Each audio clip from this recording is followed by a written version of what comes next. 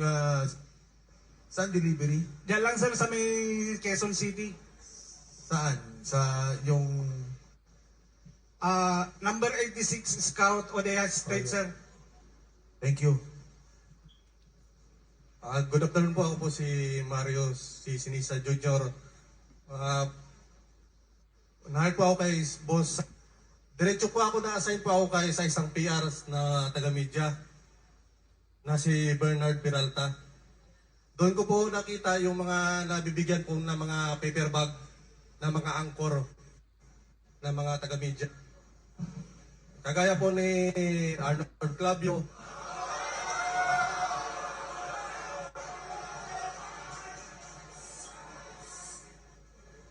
Today. Yes sir, almost every day sir. Okay.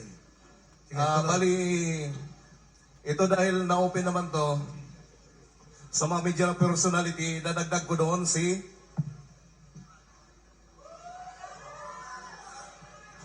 Ramon Tulfo. Saan? Sa Pro 87, Scout Gandia sa Prologue QC. Marios, Tomas Morato, Marios, Scout Gandia, number 87, Prologue, Quezon City. Halos every Thursday, Webes. Pagka-meeting niya yung media personality ko na ini-escorta na si Mr. Joey de Guzman. Ilang security detail at pupunta kami sa bahay ni Senator Francis Chis Escudero sa number 159 Street Corner, Hernade, New Manila. Naghatid kami ng 4 na malita na may iba-ibang sukat. Yun lang po, sir. Sarge, etong picture na to, yung kinikwento mo, isa yon o iba pa? Yan na po yun, sir. I-support ko lang. Diyan mismo sa loob yan ng nag-unload ng malita. Sino tong tatlong nakatayong to? Ako yung gumawa niyan, sir. Security niya po yun, sir. Okay. Ako yung gumawa. Ang nilalaman po noon is nasa 30 na maletas na ang mostly po karamihan doon ay puro large amount po. Then yung sumunod po doon sa nasabi kong lugar, kami lang po ni Mark Tiksay and then si Ranjit Paga, yung driver ko po noon. Bali, ang delivery po namin doon sa 14 na Street, hindi po bababa sa 7 na mix na po yun. May small, medium, and large.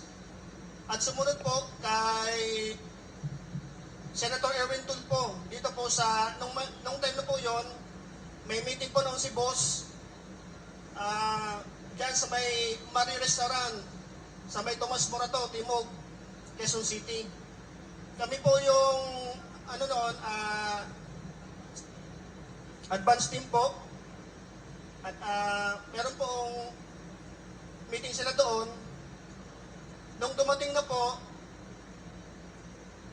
sina Senator Erwin at si Boss, sila po yung unang pumasok doon sa pintuan ng restaurant. Papasok doon sa loob, then na parehas iklikan.